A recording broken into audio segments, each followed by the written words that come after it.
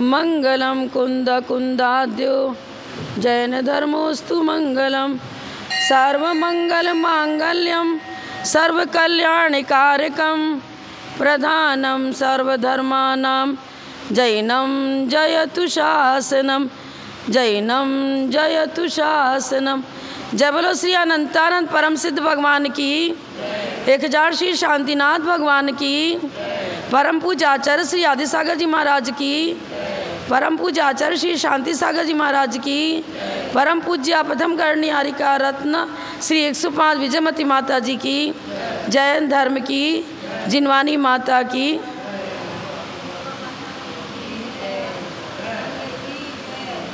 आर्या संग पृथु प्रधान गणनी विजया सती विंसते प्रोन्नत ज्ञान समुज्ज्वला कृतिधरा सीता समादर्शिका आदि सिंधु सुपट्ट शिष्य निकटे प्राप्ता गुणानेकधा आत्मध्यान तपोनुरक्त विमला कुर्वन्तु मे मंगलम कुर्वन्तु ते मंगलम कुर्वन्तु न मंगलम।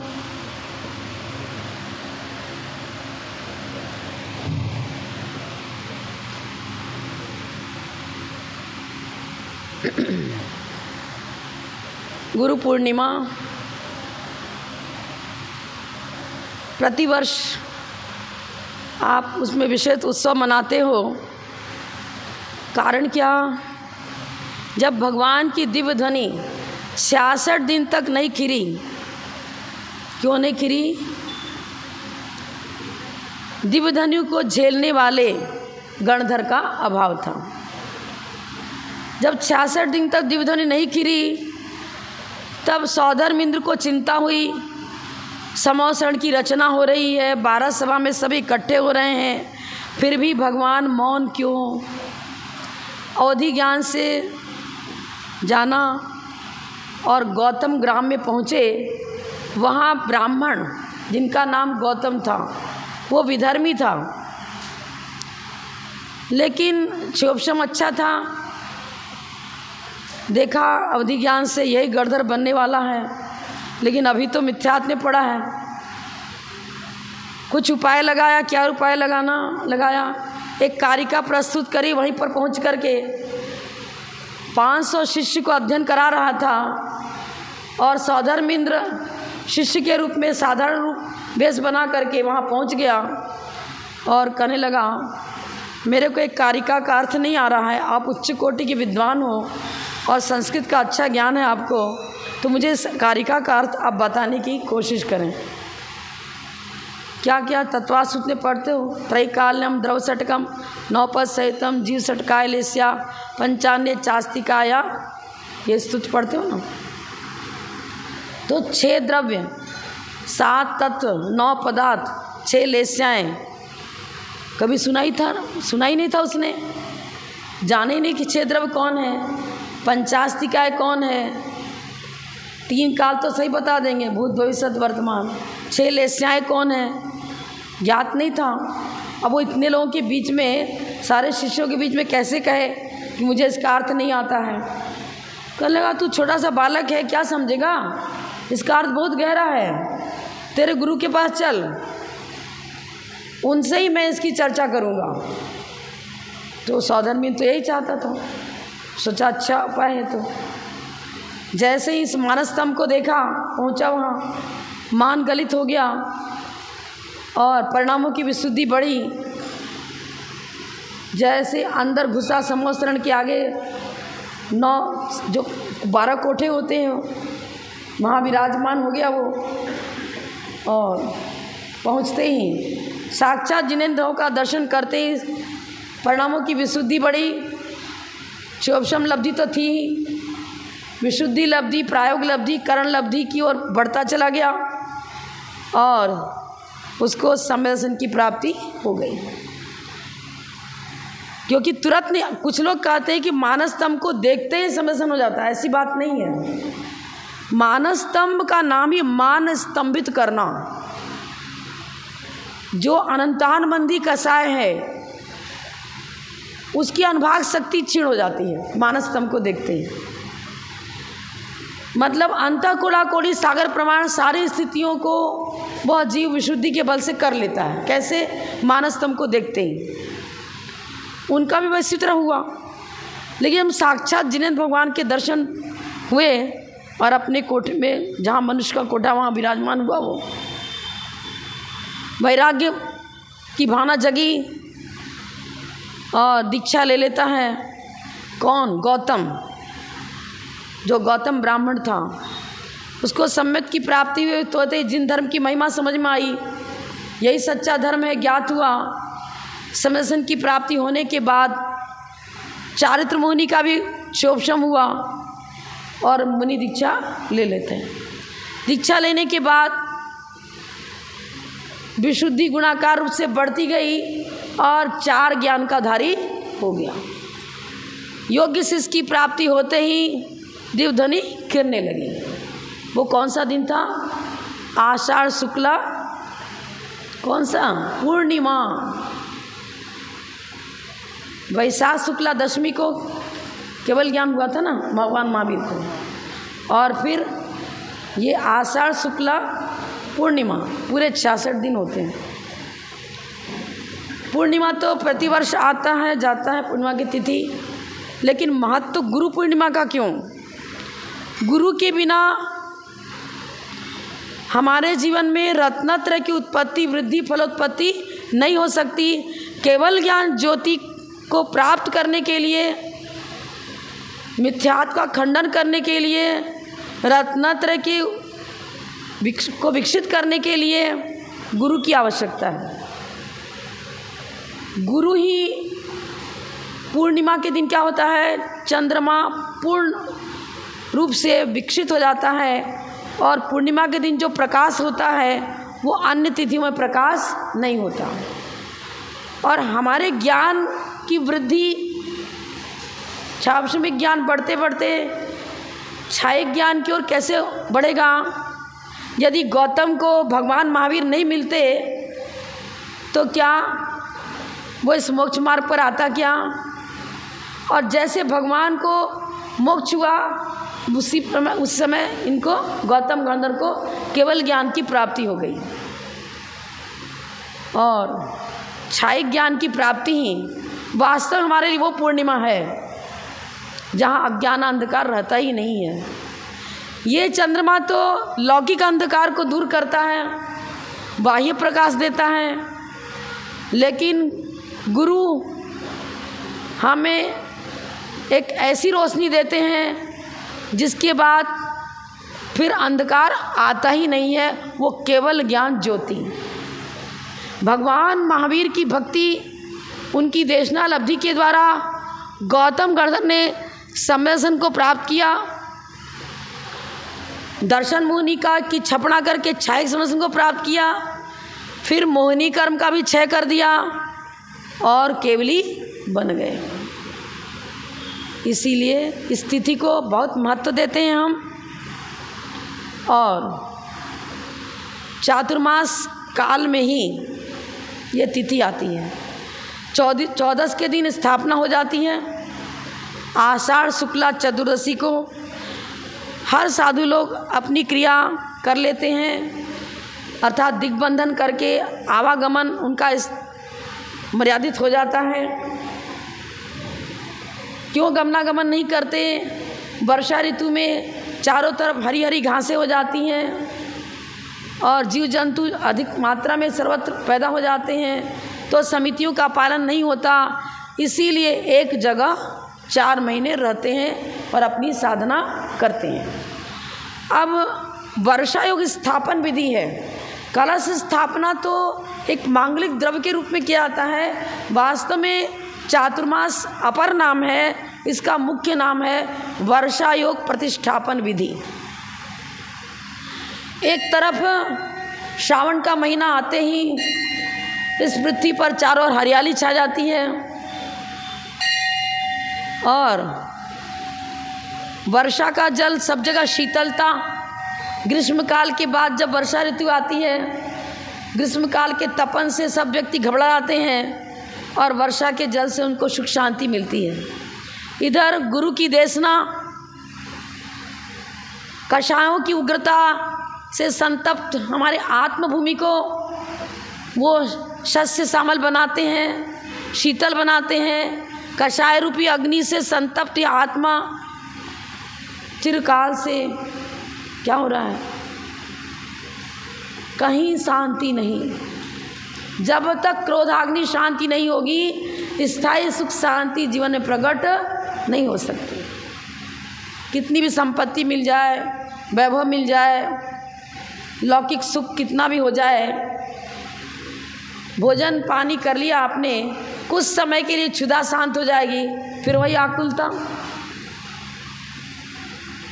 स्थायी सुख शांति का प्रतीक क्या है?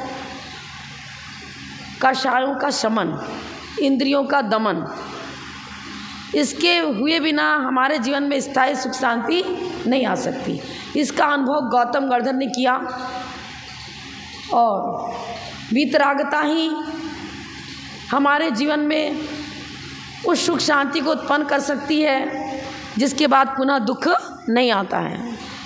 और दीक्षा लेकर के उन्होंने आत्महित किया सब। और जब वो केवली बन गए, उनकी दिव्यध्वनि को सुन करके जम्बू स्वामी, सुधर्माचार्य ये भी दीक्षित होकर के ये भी केवली बने। उसके बाद केवल ज्ञान रूपी सूर्य अस्त हो गया। जम्बू स्वामी के बाद फिर कोई भी केवली नहीं बना। लेकिन भले ही केवली ना हो, लेकिन उनकी देशना से हमें आज भी मोक्ष मार्ग प्राप्त हो रहा है। और जो उस मोक्ष मार्ग पर चलता है वह वर्तमान भाव में भले ही पंचम काल मोक्ष नहीं जा सकते, लेकिन निकट भाव में अपने पुरुषार्थ के अनुसार, देखो यात्रा के लिए निकले आप, पहले बुकिंग कराते हो, ट्रेन की कराओ, एरोप्लेन से जाओ, जिससे भी जाओ बुकिंग कराते हो। उसके बाद जैसे जिस तिथि की बुकिंग हुई है उस तारीख को गाड़ी में बैठते हो, गाड़ी स्टार्ट हो गई, पहुंच तो नहीं गया तुरंत, लेकिन यदि बुकिंग ना होती, गाड़ी पर नहीं बैठते तो पहुंचते क्या? एक बार आचार्य शांति सागर महाराज से दो पंडित पूछते हैं, महाराज दीक्षा लेना व्यर्थ है आपका, क्यों दीक्षा लेते हो? लिया तुमने, पंचम काल में तो कोई मोक्ष नहीं जा सकता, तुम भी अपनी साधना से स्वर्ग जाओगे और श्रावक व्रत धारण करके हम लोग भी स्वर्ग ही जा सकते हैं। श्रावक तो स्वर्ग से ऊपर नहीं जा सकता, लेकिन पंचम काल में मुनि भी, चूँकि हीन सहनन है, उत्तम सहनन के बिना श्रेणी आरोहण होगा नहीं। चपक श्रेणी तो के लिए वज्रषभ नाराज सहनन चाहिए, और वर्तमान में किसी को वज्रषभ नाराज सहनन है नहीं। तो तुम्हें भी स्वर्ग जाना है, हमें भी स्वर्ग जाना है, व्यर्थ में क्यों भूख प्यास सहन करते हो, क्यों इतना गर्मी सर्दी सहन करते हो, शरीर को तकलीफ देते हो व्यर्थ में? अरे स्वर्ग तुम्हें भी जाना है, हमें भी जाना है, आराम से अपना जीवन व्यतीत करो। दीक्षा क्यों लिया तुमने? व्यर्थ है तुम्हारा दीक्षा लेना। अच्छा व्यर्थ है क्या? हाँ व्यर्थ ही है, फलादेश तो एक जैसा ही है दोनों का। अच्छा अब महाराज ने कहा मैं प्रश्न करता हूँ तुमसे, तुम्हारा प्रश्न तो हो गया, ठीक है, इसका उत्तर हमारे प्रश्न से आपको स्वयं ही प्राप्त हो जाएगा। बताओ ये सामने वृक्ष है, किस चीज़ का वृक्ष है? आम के पेड़ लगे हैं, तो भाई आम तो फला ही नहीं है, इसमें आम कहाँ लगा? अभी तो लगा ही नहीं है, कैसे तुम कहते हो कि आम का वृक्ष है? महाराज आपको इतना तो ज्ञान होना ही चाहिए। अरे जब सीजन आएगा तब तो इसमें फल लगेगा, अभी कैसे फल लग जाएगा? आम का सीजन जब आएगा तब इसमें पहले तो मंजरी आएगी, छोटे छोटे मंजरी मतलब थोड़ा सा फूल आएगा, उसमें फूल आने के बाद फिर छोटा सा फल आएगा, फिर वो विकसित होगा, फिर उसमें खाने योग्य आम तब हमको इस वृक्ष से मिलेगा, उसके पहले नहीं मिलेगा। अच्छा ऐसा है क्या? तो जब फल आने, जब सीजन आए तभी बीज बोना चाहिए, जब सीजन आवे तभी पेड़ लगाना चाहिए। पेड़ को पहले से लगाने की क्या ज़रूरत पड़ी? अरे महाराज क्या बात करते हो आप? अरे पेड़ पहले से लगा के रखना पड़ता है, तब तो सीजन आएगा उसमें फल लगेगा। तो तू मेरे से कह रहा है, मैं भी तो पेड़ लगाना मतलब शिवोपम सम्यक दर्शन भी हो गया, छाइक नहीं होगा। चलो केवली सिद्ध केवली नहीं है। अब एरोप्लेन तो बहुत जल्दी पहुंचा देता है, हवाई जहाज़ से जाओगे तो, पर ट्रेन भी तो पहुंचाती है, बस भी तो पहुंचाती है। जो एरोप्लेन से जाए वही सम्यक शिखर जा पाएगा क्या? ट्रेन से पहुंचने वाला सम्यक शिखर नहीं जाता क्या? बस से पहुंचने वाला नहीं जाता क्या? समय ज़्यादा लगेगा, इतना ही तो है ना। अब आप कहते हो मुनि दीक्षा व्यर्थ करी। अरे मेरे को छावसमिक चारित्र तो प्राप्त हो सकता है ना, छायिक चारित्र की प्राप्ति नहीं होगी। छठे गुण स्थान की भूमिका में महाव्रत है कि नहीं? सातवें गुण स्थान की निरस्य अवस्था तक महाव्रत है कि नहीं? छावसमिक चारित्र छठे सातवें गुण स्थान तक रहता है।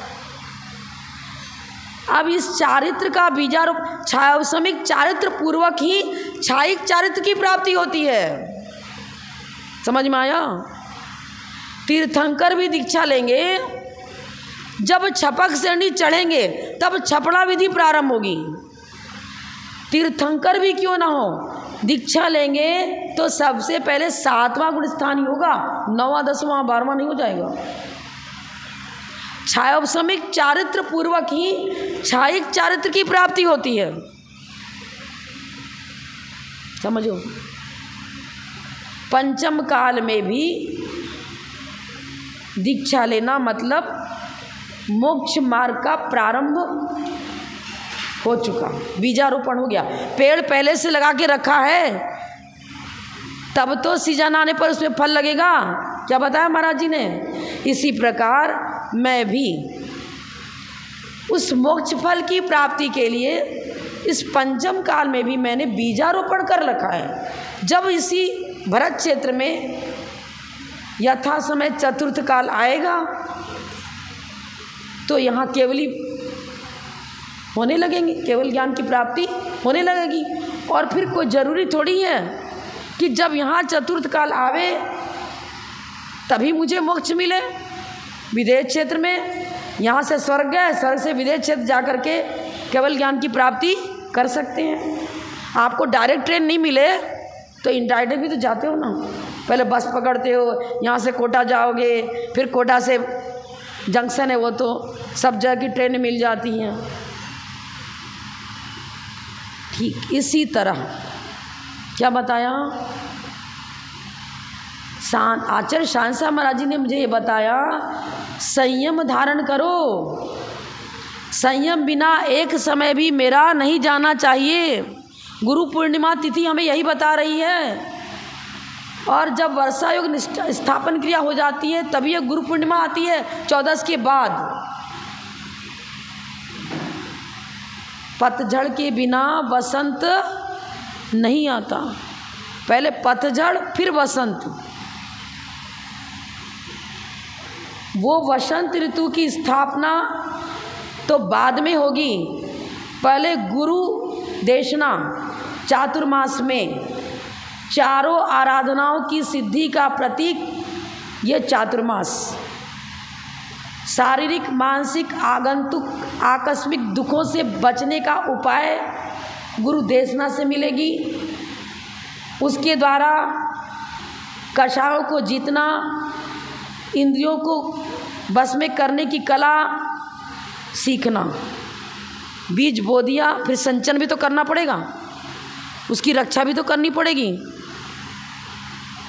चातुर्मास में हम रत्नत्रय की उत्पत्ति वृद्धि फलोत्पत्ति का उपाय गुरुओं से सीखते हैं। क्योंकि गुरु इतने काल तक, जितने काल तक चातुर्मास में एक जगह रुकते हैं उतने काल तक फिर नगर में नहीं रुकते, आज्ञा ही नहीं है। क्षेत्रों में रुक सकते हैं, सिद्ध क्षेत्र में रुक सकते हैं, अक्षय क्षेत्र में रुक सकते हैं, लेकिन ग्राम और नगर में मात्र चातुर्मास में 4 महीने तक रुकने की आज्ञा है। इतने काल तक अन्य कालों में रुकने की आज्ञा नहीं है।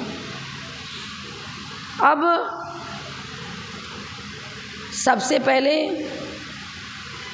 वर्षा मतलब एक तो जल की वर्षा पृथ्वी पर हो रही है, उससे बाह्य शीतलता होती है।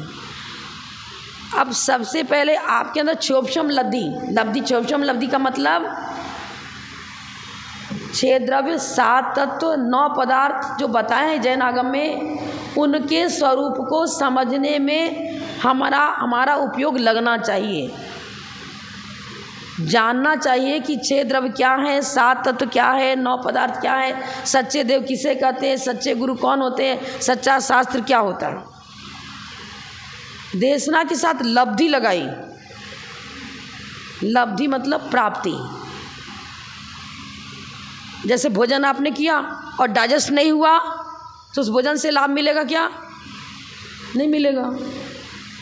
प्रवचन सुना, लेकिन इसलिए सुनने के लिए आए थे कि देखिए माता जी कुछ पढ़ी लिखी भी है कि नहीं है, कुछ आता है कि नहीं, एग्ज़ाम लेने के लिए आए थे।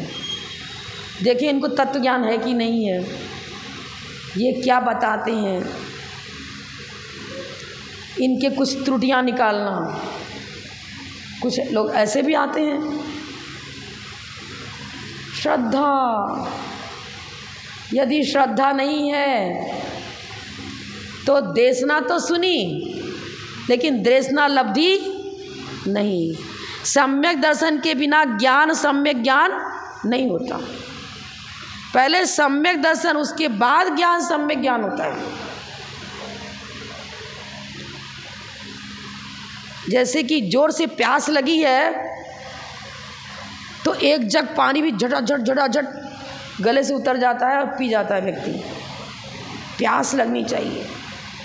गुरु ही मेरा हित करने वाले हैं और इनकी देशना ही मेरे लिए लौकिक सुख, पारलौकिक सुख, आध्यात्मिक सुख, भव में हमारे जीवन को सुखी बनाने वाली यह देशना ही है। ये गुरु का सानिध्य ही मेरे भविष्य को उज्जवल बनाने वाला है। ऐसी श्रद्धा करनी पड़ेगी। ये साक्षात जिनेंद्र नहीं है, शांतिनाथ भगवान की स्थापना निक्षेप से स्थापित मूर्ति है। पर आपकी श्रद्धा क्या है? साक्षात जिनेंद्रवत है। ये तो जिनेंद्रवत, जो साक्षात जिनेंद्र की पूजा से लाभ मिलता है उतना ही लाभ जिन बिंब की पूजा से होता है। श्रद्धा हुई ना। माता पिता अपने पुत्र को हमेशा हित की बात ही बताएंगे। यदि स्वयं उनके तीव्र पाप का उदय है और जीवन संत्रस्त है, दुखी है, तो भी पुत्र के हित के लिए वो सदा सक्रिय रहते हैं। बेटे को टिफ़िन बना के देना है, स्कूल जाना है, सिर दर्द तो बहुत तेज़ हो रहा है, लेकिन माँ कहेगी नहीं पाठशाला समय पर भेजना है, इसको तो सब कुछ करना है। पुत्र के हित के लिए निरंतर तैयार, समय पर स्नान करा देना, ड्रेस पहना देना, टिफ़िन बना के दे देना, स्कूल पहुंचा देना। वात्सल्य, पुत्र के प्रति हित की भावना, प्राणी मात्र के प्रति हित की भावना गुरुओं की होती है। वसुधैव कुटुंबकम, उदार चरिता नाम तू वसुधैव कुटुंबकम। आप अपने मात्र पुत्र के प्रति इतनी गहरी भावना रख रहे हो, लेकिन दिगंबर संत साधु मुनि यारिका चुल्लक चुल्लिका जो भी त्यागी व्रती हैं, संयमी हैं, उनका एकमात्र लक्ष्य होता है प्राणी मात्र का हित करना। रूढ़ी और परंपरा ये यदि है तो गुण स्थान उनका छठा हो ही नहीं सकता। आरिका तब कहलाने की अधिकारी बनेगी जब पंथ व्यामाव को छोड़ करके मात्र वसुधैव कुटुंबकम, पृथ्वी के एक इंद्र से लेकर पंचेंद्र तक सभी जीवों के प्रति हित और उनके संरक्षण की भावना जिनके अंतःस्थल में निरंतर प्रवाहित होती रहती है, उस गुरु की देशना ही देश, समाज और राष्ट्र के लिए उत्थान का कारण बनती है। भूत, भविष्य, वर्तमान तीन त्रैकालिक हमारे जीवन को सुखी बनाने में कारण बनती है। असाता को साता रूप परिणमन कराने के लिए गुरु देशना की आवश्यकता है। और गुरु वही होंगे जो रूढ़ी और परंपरा की ओर ध्यान न रखते हुए मात्र जिन आगम के अनुसार वस्तु स्वरूप का निरूपण करेंगे। जिन आगम में भेद नहीं, भेद पंडित जिन आगम के नाम से डालते हैं। समझ में आ रहा है ना? प्रातः काल भी सूर्योदित होता है, लालिमा को लिए होता है। सायंकाल अस्त होता है, तब भी लालिमा को लिए होता है। गुरुदेशना ही जीवन का वो प्रभात है जो कैवल्य ज्योति को प्रकट करने में कारण बनता है। सुप्रभात स्तोत्र हम पढ़ते हैं, उसमें 24 भगवान की स्तुति है। ये नहीं लिखा कि हम तो पार्श्वनाथ भगवान के भक्त हैं तो मेरे जीवन का सुप्रभात तो सिर्फ पार्श्वनाथ बनेंगे। कोई आदिनाथ का भक्त है तो कहेगा मेरे जीवन के सुप्रभात तो मात्र आदिनाथ बनेंगे। कोई कहे मात्र शांतिनाथ बनेंगे। नहीं। गु शब्द अंधकारस्तु रु शब्द तन्निरोधक अंधकार निवर्तित्वाद गुरुरित्यभिधीयते।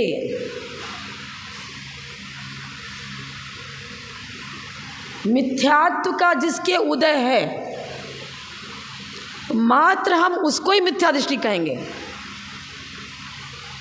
मिथ्यात्व का उदय प्रथम गुण स्थान में होता है। पहले गुण स्थान को मिथ्यात्व गुण स्थान कहा है ना, मिथ्या साधन मिश्र। 14 गुण स्थान के नाम तो याद है ना आपको। अब जो मिथ्या दृष्टि है उनको हम अनायतनों में गर्भित करेंगे। कुगुरु कुदे कुशास्त्र, और कुगुरु कुदे कुशास्त्र को पूजने वाले इन अनायतनों की आराधना से मिथ्यात्व होता है। दिगंबर आरिका मुनि साधिका जो त्यागी व्रती हैं उनको वंदना से, उनके गुणानुवाद से, उनकी स्तुति से तो सम्यक दर्शन पुष्ट होता है। और उनकी निंदा से, उनकी आलोचना करने से, उनमें दोष निकाल करके दोष न होने पर भी दोष निकालने से वो व्यक्ति अन्यूनम अनतिरिक्तम सम्यक दर्शन के दोष आ जाएंगे, सम्यक ज्ञान के दोष आ जाएंगे। जैसा वस्तु है वैसा ही निरूपण करना और वैसी श्रद्धा रखना। आरिका हैं। आरिका के साथ न 20 पंथ न 13 संत पंथ। मुनि हैं, महाव्रती हैं। छठे सातवें गुणस्थान की भूमिका में पंचम काल में जितने मुनि हैं सब छठे सातवें गुणस्थान की भूमिका में। यदि आप कहो किस आधार पर आप कहते हो, अरे वो तो पंचामृत अभिषेक कराते हैं ना, और वो दूध का अभिषेक अनुचित है, आगम विरुद्ध है। व्यक्तिगत मान्यताओं को आगम ठहराना और आगम के नाम पर उसका कथन करना, प्ररूपण करना, प्रवचन करना, प्रवचन करने वाला भी अधोगति को प्राप्त होता है और सुनकर उस पर विश्वास करने वाला भी अधोगति को प्राप्त होता है।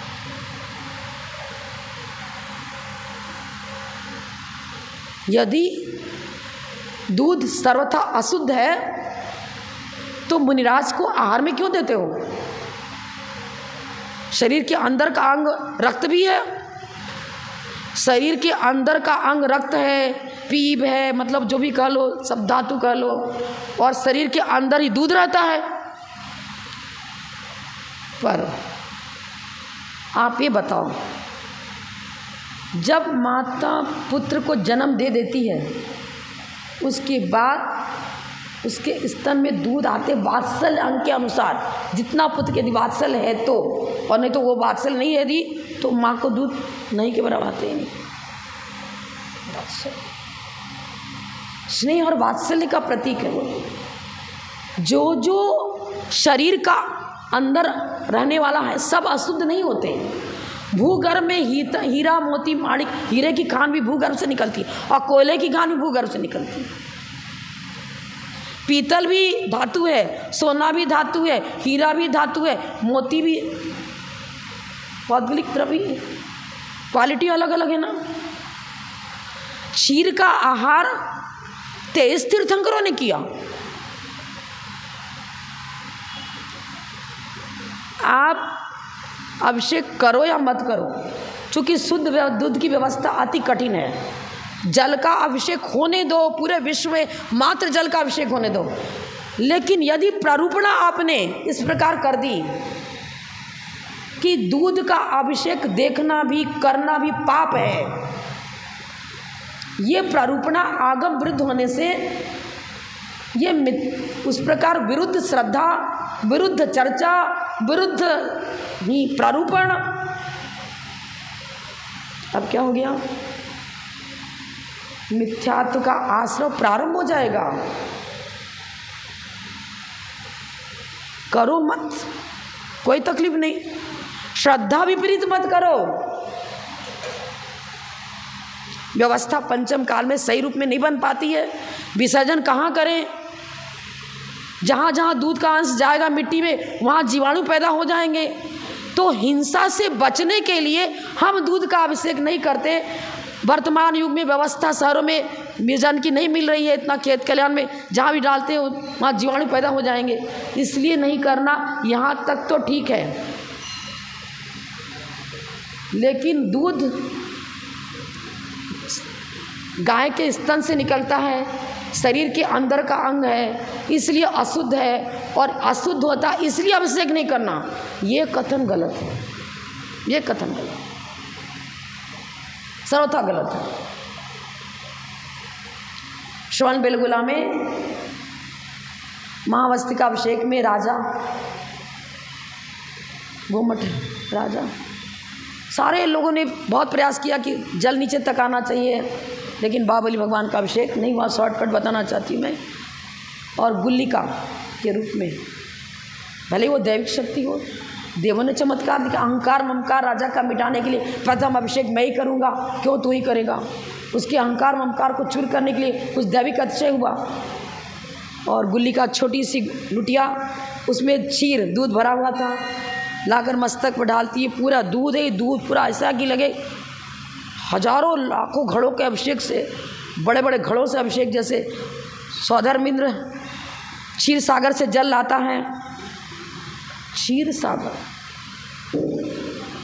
कालोदधि नहीं लिखा, लवण समुद्र नहीं लिखा, क्योंकि क्षीर सागर का जल का कलर दूध की तरह ही होता है। 1 योजन, 4 कोस का 1 योजन, इतना बड़ा घड़ा, उससे धड़ाधड़ अभिषेक कर। वैसा ही अभिषेक उस गुल्लिका के माध्यम से श्रवण गोला की जब प्रथम अभिषेक हुआ उसके द्वारा हुआ। क्या है? द्रव्य को ही धर्म ठहरा दिया। अष्ट द्रव्य पंचामृत अभिषेक का, वो चाहे जल से करते हो चाहे किससे करते हो। जल आपने भगवान के मस्तक पर डाला, क्या जल से आपने जो मस्तक पर अभिषेक किया, क्या ये अभिषेक ही रत्नत्र है? क्या वो जल को आप सम्यसन कहोगे, जल को सम्यक ज्ञान कहोगे, कि जल को सम्यक चारित्र कहोगे, कि मूर्ति को सम्यसन कहोगे, कि आपका हाथ ऊपर मस्तक जा रहा है, ये क्रियाएं सम्यसन है क्या? क्रियाओं को सम्यसन सम्यक ज्ञान सम्यक चारित्र कहेंगे क्या? ये तो उपचरित व्यवहार नय से जिनेंद्र भक्ति का एक बाह्य निमित्त है। जिनेंद्र भक्ति हमारे अंदर वीतराग भाव जागृति हो, का जागरण हो, और उस वीतभाव भाव को जागृत करने के लिए हम जिनेंद्र भक्ति करते हैं और जन्माभिषेक का प्रकरण लेते हुए अभिषेक करते हैं। मूर्ति में पंच कल्याणक की प्रतिष्ठा है, केवली का अभिषेक नहीं होता। यदि केवली का अभिषेक होता है तो समस्तरण में जब केवल ज्ञान हो गया उसके बाद सौधर्मिंद्र को वहाँ भगवान का अभिषेक करना चाहिए। मूर्ति का ही होता है, जीवन तीर्थंकर का नहीं होता। 13वें गुण स्थान में पहुँचे हुए अनंत चतुष्टय के धारी उन केवली का अभिषेक नहीं होता, पर मूर्ति का होता है। अकृत्रिम चैत्यालय जो नंदेश्वर द्वीप में मंदिर है, वहाँ पंचकल्याणक का प्रतीक वो मूर्ति, वो भी पंचकल्याणक का प्रतीक। वहाँ प्रतिदिन अभिषेक पूर्वक ही सारे इंद्र पूजन पाठ करते हैं, अभिषेक करते हैं। 5 कल्याणों का आरोपण मंत्र के द्वारा जिन बिंब में है, जिस समय आप भगवान का अभिषेक कर रहे हो, वो जन्म कल्याणक का प्रतीक रहा। समझ में आया ना? लेकिन 5 कल्याणों का मंत्रारोपण उस मूर्ति में हुआ है। अभिषेक हम लेते हैं ना आपसे, गंधोदक लेते हैं, क्यों लेते हैं भैया? जन्म कल्याणक के समय तो तीर्थंकर अव्रती थे और केवली का तो अभिषेक होता ही नहीं है। अब उपचार आया कि नहीं? उपचरित व्यवहार में से स्थापना निक्षेप और उपचरित व्यवहार में दोनों का विवक्षित विषय एक ही है लगभग। आप उपचरित व्यवहार ने से स्थापना निक्षेप के बारे मंत्रारोपण किया है, इसीलिए आप उन्हें साक्षात केवली भी मान रहे हो, उसी समय उनका तप कल्याणक भी स्वीकार कर रहे हो, उसी समय उनका गर्भ कल्याणक, जन्म कल्याणक, तप कल्याणक सब उसी समय उसी मूर्ति में स्वीकृत है। तभी हम आपसे गंधोदक लेते हैं। जब जन्माभिषेक हुआ बालक तीर्थंकर का, सौधर्मिन साक्षात पांडु शिला पर लेकर अभिषेक करता है, मुनिराज उसका गंधोदक नहीं लेते। अभी भी जहाँ जहाँ पंचकल्याणक होता है, गर्भ कल्याण, जन्म कल्याणक में प्रतिष्ठाचार लोग जाते हैं, क्रियाएँ कराते हैं। मुनिराज तो जब उनको सूर्य मंत्र देना रहा, उनको मुनि दीक्षा देनी रही, तब वो अग्रसर होते हैं और मंत्र संस्कार करते हैं। सारे विषय को गहराई से समझना चाहिए। मात्र बाह्य निमित्तों को लेते हुए ये मुहर लगा देते हैं, मुहर लगाते हैं। ये मुनि मिथ्या दृष्टि, ये मुनि सम्यक दृष्टि, ये 20पंथी मिथ्या दृष्टि, ये 13पंथी सम्यक दृष्टि। इस प्रकार का मुहर अमावस्या की रात्रि पैदा करेगा या गुरु पूर्णिमा को जन्म देगा? किसको जन्म देगा? समझो, समझने का प्रयास करो। गुणस्थान में गिरावट आएगी। आप अपने अंतर प्रवृत्ति को स्वच्छ बनाओ। मैं निमित्त बनकर के आपका उपकार कर सकती हूँ, उपादान बनकर आपका हित नहीं कर सकती। अमृत पान करो, विषैला तत्व छोड़ दो। जो हमारे गुणस्थान की वृद्धि करता है, जिससे अनंतान बंदी कषाय मिटती है। कषायों का धीरे धीरे पहले अनंतान बंदी हटी, फिर देशव्रती बना तो अप्रत्याख्यान कषाय हटा। कषायों के उन्मूलन का उपाय सीखना हमें गुरु के पास है। हमें रूढ़ी और परंपरा से की तरफ से आंखें बंद करके रहनी है, क्योंकि यही विषैला तत्व है जो हमारे अंतःतत्व को विकृत करता है, समाज को विकृत करता है, देश को विकृत करता है, तोड़ फोड़ करके नरक के द्वारों की ओर हमारा मार्ग विपरीत कर देता है, मोक्ष मार्ग से विपरीत गति दे देता है। साधु न 20पंथी है न 13पंथी है। हम तो आपको धर्मोपदेश देते हैं, भगवान की देशना बताते हैं, पोस्टमैन की माती, अपनी देशना नहीं। सौ की देशना मेरे पास कुछ है ही नहीं।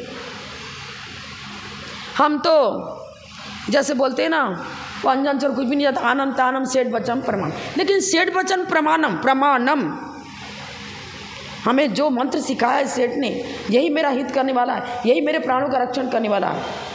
आनम तानम कुछ न जानम, सेठ बचन प्रमाण, वैसे कुछ है। क्या हो गया? शिक्षा काटता गया, आकाशगामी विद्या सिद्ध हो गई। फिर श्रद्धा, ये मेरा ये तेरा, ये ऐसा कर देगा। विषैला वातावरण यही तो पैदा हो रहा है। इस विषैले तत्व को जब तक नहीं उगलेंगे, हमारा सम्यक दर्शन 8 अंग से सहित न भूतो न भविष्यति हो ही नहीं सकता। 8 अंग सहित 25 दोषों से रहित स्थायी। ये चंद्रमा तो उदित होता है, अस्ताचल को जाता है, पर यदि सम्यक दर्शन हमारे अंतःस्थल में एक बार हमारे गगन मंडल पर यथार्थता को लिए हुए प्रकट हो चुका, कभी अस्ताचल को नहीं जाएगा। नास्तम कदाचित् उपयास न राहु गम्य। बोलो, पढ़ते हो ना? नास्तम कदाचित् उपयास न राहु गम्य स्पष्टीकरोति सहसा युगपज्जगन्ति नाम्बोधरोधर निरुद्ध महाप्रभाव सूर्यातिशायी महिमासि जिनेन्द्र लोके। क्या बता रहे हैं? बोलने में थोड़ा सा गड़बड़ है। मतलब ये जिनेन्द्र देव के लिए बताया जा रहा है कि आप एक ऐसे अलौकिक चंद्र हो जो कभी अस्ताचल को नहीं जाते। तो जिनेन्द्र भगवान के द्वारा प्रणीत जो 6 द्रव्य 7 तत्व, उनका स्वरूप, उनके द्वारा बताया हुआ गुण स्थानों की चर्चा, उनके द्वारा बताई गई वारणाओं की चर्चा, उनके द्वारा बताए गए रत्नत्रय के स्वरूप की चर्चा, ये चर्चा, ये देशना ही तो हमारे अंदर वो चंद्र मेरे जीवन में उदित होगा जिसके बाहर अंधकार नहीं आता, तो केवल ज्ञान। सूर्य को बताते हैं इंद्र, और नहीं, चंद्रमा है इंद्र और सूर्य है प्रतींद्र। क्यों?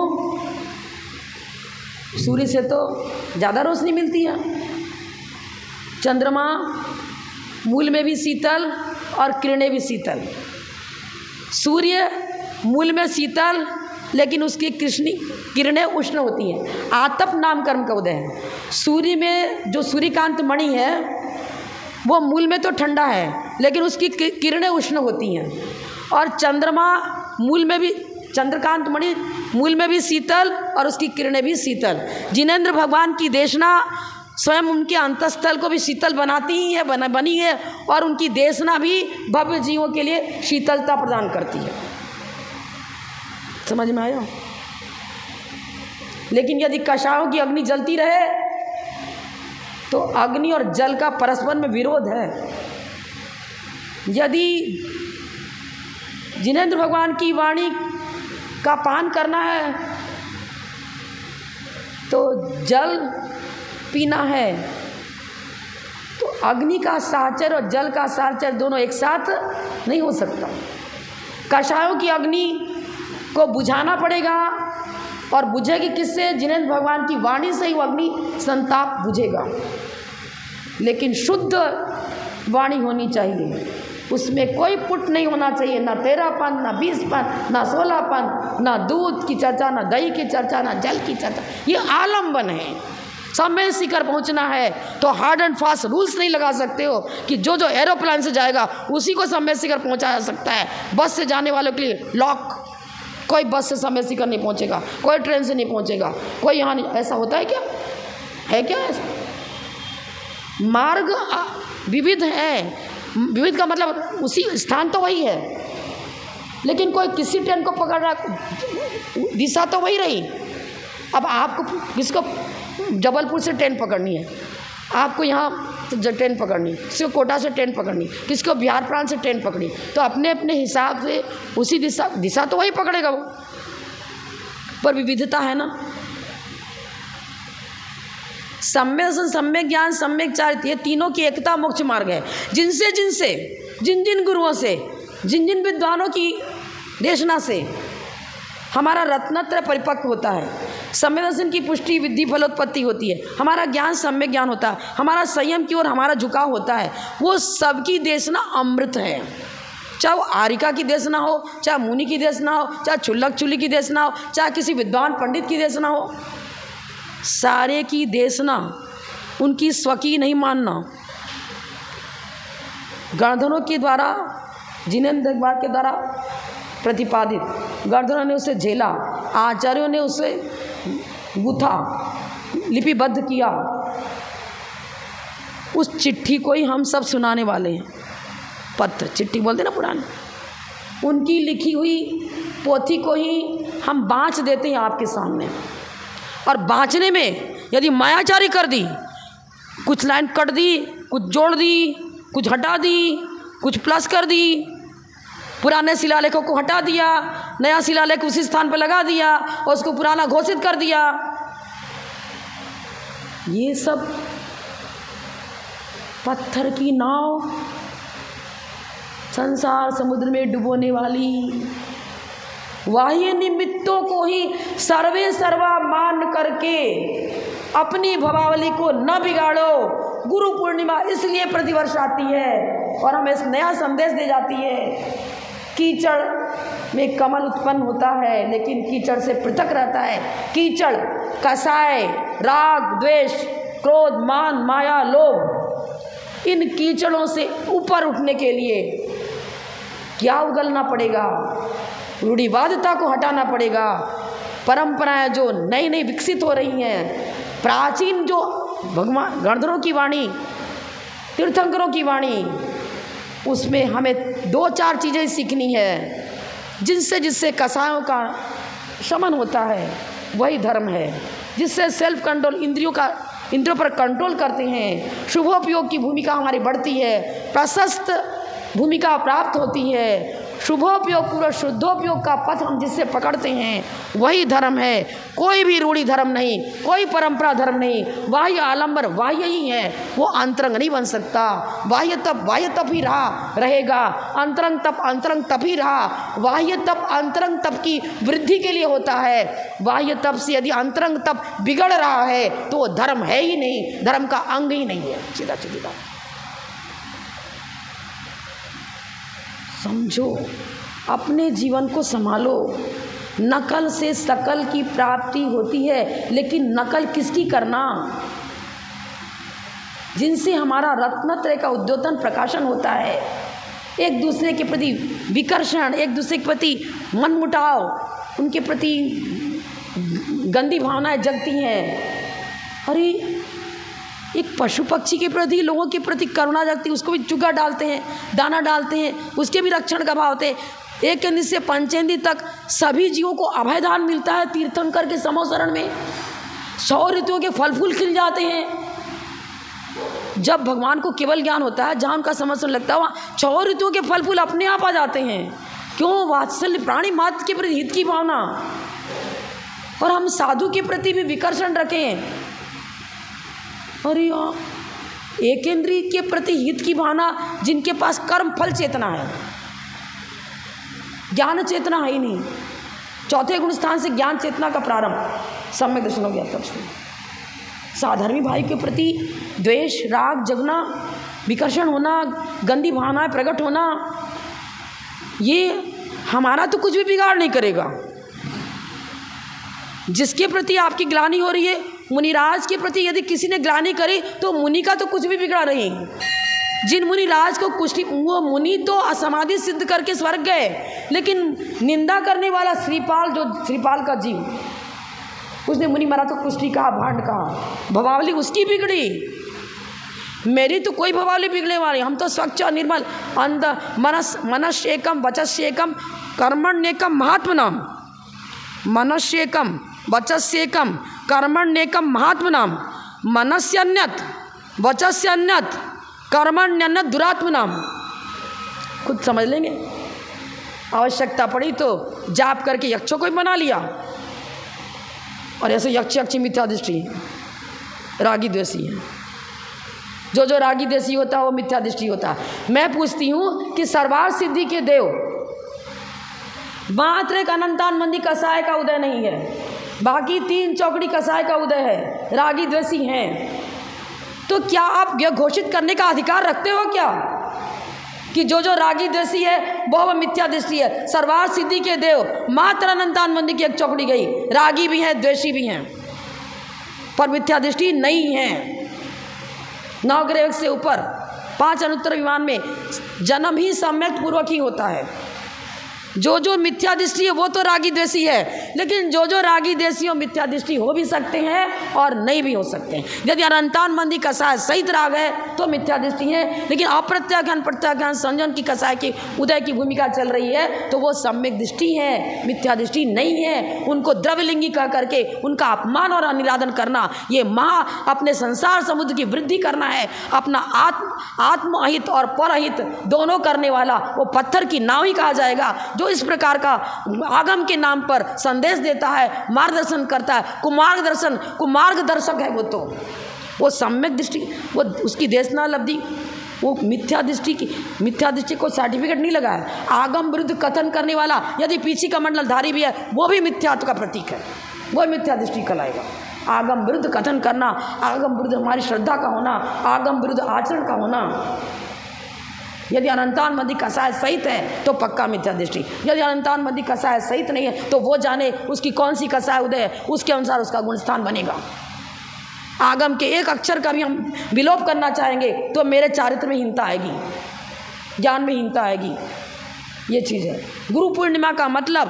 पूर्णिमा में जैसे स्वच्छ और निर्मल चांदी फैलती है, हमारे अंदर भी वही ज्ञान की ज्योति जगनी चाहिए। जैसा कि आदिनाथ भगवान ने अपनी देशना से धर्म की प्रभावना करी, मोक्ष मार्ग प्रदर्शन किया, हम 24 तीर्थंकरों की देशना के अनुसार अपनी चर्या बनाए, अपनी श्रद्धा बनाए, अपना आचरण बनाए। यही गुरु पूर्णिमा का विशेष महत्व हम आपके सामने यही कहने के लिए यहाँ उपस्थित हुई हूँ। इतना कहकर मैं विराम लेती हूँ। जय बोलो परम पूज्य प्रथम गणनियारिका रत्न श्री 105 विजयमती माता जी की जय। जय धर्म की जय माता।